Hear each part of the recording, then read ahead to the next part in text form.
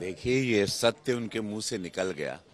ये कहते हैं ना कि भगवान सरस्वती बैठी रहती जुबान पर, उनको सत्य निकल गया कि वो बहुत ही तकलीफ से बने हुए हैं और उनको जबरदस्ती बनाया जा रहा है और वो चाह नहीं रहे हैं।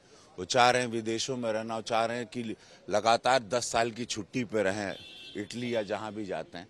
तो जब सत्य होता है तो सत्य निकल गया। और जयराम रमेश जी अब कब तक करेक्ट किए जाएंगे, हमको समझ में नहीं आ रहा है कि भाई जिस अब राजनीति के परिवार में जन्म लेने के बाद भी करेक्शन चल ही रहा है, तो सारे लोग अगल बगल में करेक्ट कर करके उनको ठेले जा रहे हैं और वो बताना चाह रहे हैं अपनी ही पार्टी के सीनियर लीडरों को कि कृपया आप लोग जान लीजिए, मुझे छुट्टी पर भेज दीजिए। तो अनफॉर्चुनेटली जो निकला उनकी आत्मा की आवाज़ थी, वो सत्य निकला है और उसका स्वागत करना चाहिए कि उन्होंने बोल दिया कि भाई अनफॉर्चुनेटली मैं I am a member of parliament.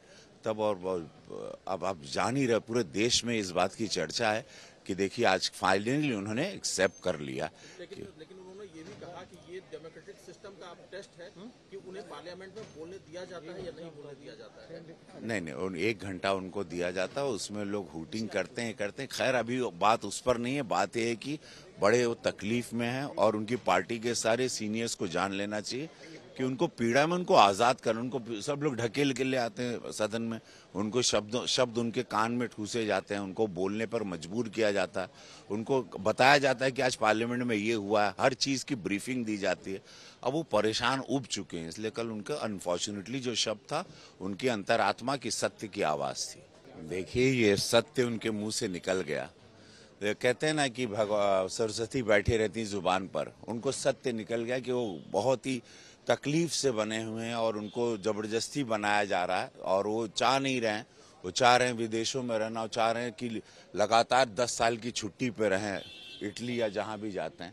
तो जब सत्य होता है तो सत्य निकल गया। और जयराम रमेश जी अब कब तक करेक्ट किए जाएंगे, हमको समझ में नहीं आ रहा है कि भाई जिस अब राजनीति के परिवार में जन्म लेने के बाद भी करेक्शन चल ही रहा है, तो सारे लोग अगल बगल में करेक्ट कर करके उनको ठेले जा रहे हैं और वो बताना चाह रहे हैं अपनी ही पार्टी के सीनियर लीडरों को कि कृपया आप लोग जान लीजिए, मुझे छुट्टी पर भेज दीजिए। तो अनफॉर्चुनेटली जो निकला उनकी आत्मा की आवाज़ थी, वो सत्य निकला है और उसका स्वागत करना चाहिए कि उन्होंने बोल दिया कि भाई अनफॉर्चुनेटली मैं I am a member of parliament.